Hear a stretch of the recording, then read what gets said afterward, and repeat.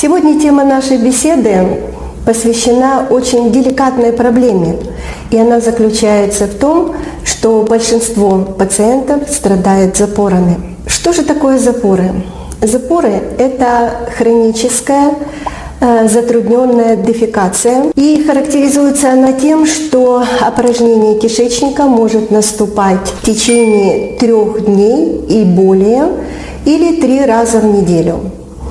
Запор – это то заболевание, которым страдает около 30% человечества. К сожалению, на сегодняшний день запорами страдает большая часть молодого населения и дети. Итак, что же такое запоры? Когда они возникают? Основными причинами запора является гиподинамия. Поскольку большинство наших пациентов занимаются компьютерами, то есть ведут сидячий образ жизни. Вторая причина – это стрессы. Живя в мегаполисе, гиподинамия и стрессовые ситуации чаще всего приводят к подобному заболеванию. Третья причина – это нерациональное питание. Злоупотребление мясной пищи, злоупотребление кисломолочной продукции и нарушение ритма питания, то есть питается 1-2 раза, и основной прием пищи приходится на вторую половину дня. Третья причина – так называемые запоры или нарушение дефекации у путешественников. У людей, которые часто ездят в командировки или, например, отправляются на отдых в другие страны, где резко меняется характер питания и, естественно, возникает такое затруднение или стеснение похода в туалет. Итак, возникает вопрос, а как же бороться с этой патологией? Как вести себя так, чтобы избежать данного состояния? Для этого мы рассмотрим основные правила, которые используются в домашних условиях. Первое и самое главное правило – это движение. Работая с компьютером или дома, старайтесь каждые 2-3 часа, выйдя из-за стола, использовать какие-то движения. Например, это наклоны в сторону или легкий массаж по часовой стрелке, так называемый висцеральный массаж. Второе правило – это употребление жидкости. Жидкость – это основополагающая часть образования и размягчения каловых масс, то есть питьевой режим должен составлять от 1,5 до 2 литров. Есть люди, которые могут употреблять и 3 литра. Это хороший фактор. Третье – правильность питания. Основная частота приема пищи должна составлять 3-4 раза в день, то есть дробное питание.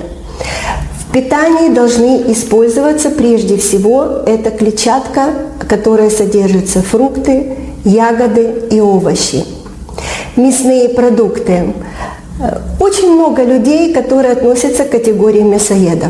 И вот здесь нужно делать акцент на то, что мясо должно быть больше белым, нежели красным, поскольку красное мясо содержит большой процент жира, и, естественно, каловые массы становятся более сложными, более трудными.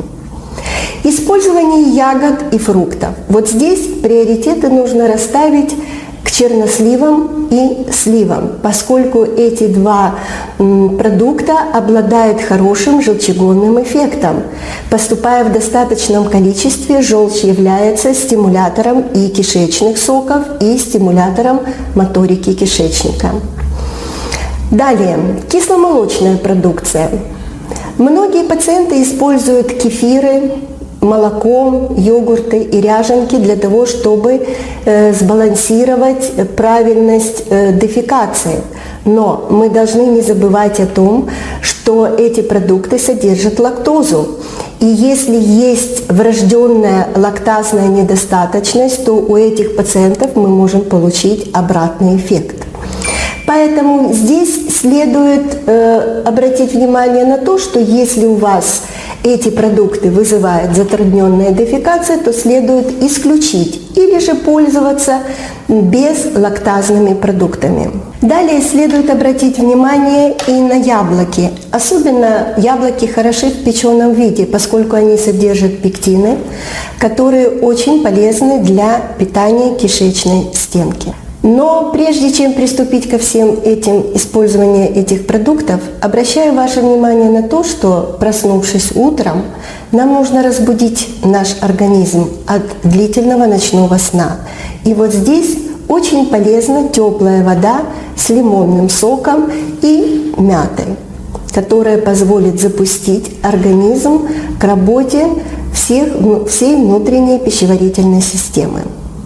Но следует обратить внимание на то, что богатая клетчаткой продукция может сыграть и негативную роль. Также следует обратить внимание и на бобовые. Это фасоль, зеленый горошек. Они тоже обладают клетчаткой, растительной клетчаткой, которая способствует усилению моторики.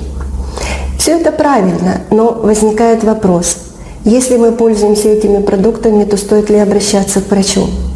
И вот здесь следует отметить то, что если в течение 2-3 недель не налаживается акт дефекации, следует обратиться к врачу для того, чтобы исследовать кишечник и найти основную причину. Вот здесь я хочу обратить внимание тех пациентов, у которых в анамнезе, то есть у родственников, было онкологическое заболевание. Нельзя говорить о том, что данный пациент тоже может заболеть онкопатологией, но здесь не исключен риск. Поэтому основные правила, которые заставляют пациента обратиться к врачу, это следующие.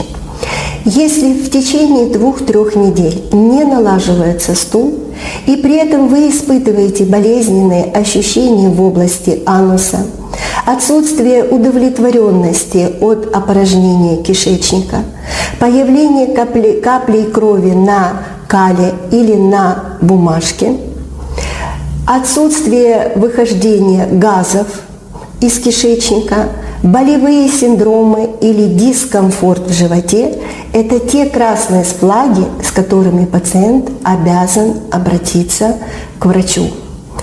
Перечисленные выше продукты нежелательно использовать у пациентов, которые страдают язвенной болезнью, желчекаменной болезнью или проблемами с поджелудочной железой. Поэтому эти основные правила вы должны услышать, понять и принять во внимание, для того, чтобы не случились более грозные и серьезные изменения и заболевания со стороны кишечника. Это пропущенные опухоли, это дивертикулы, это растянутый кишечник, который чаще всего возникает у пациентов, которые длительно используют растительные слабительные.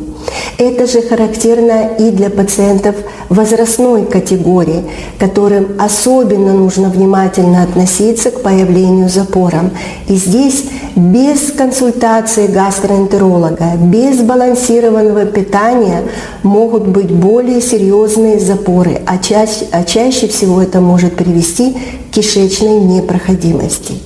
Итак, уважаемые слушатели, если у вас возникли проблемы, с которыми вы не в состоянии самостоятельно справиться и которые не приводят к желаемым результатам, пожалуйста, обращайтесь, потому что именно пройдя скрининговое обследование организма, мы можем найти ту причину, которая является основополагающей в развитии такого грозного симптома, как запор. И кроме всего прочего, мы поможем вместе с вами организовать и правильно составить, сбалансировать питание для того, чтобы устранить это грозное заболевание. Спасибо вам за внимание и будьте здоровы! На этом закончим ролик. На канале можете найти много интересных видео о пользе и вреде овощей и фруктов, а также о болезнях и способах их лечения. Поэтому прошу не забыть подписаться на канал и нажать на колокольчик. Еще буду благодарен, если поставите лайк и поделитесь роликом с родными и близкими. На этом закончим ролик. На канале можете найти много интересных видео о пользе и вреде овощей и фруктов, а также о болезнях и способах их лечения. Поэтому прошу не забыть подписаться на канал и нажать на колокольчик. Еще буду благодарен, если поставите лайк и поделитесь роликом с родными и близкими.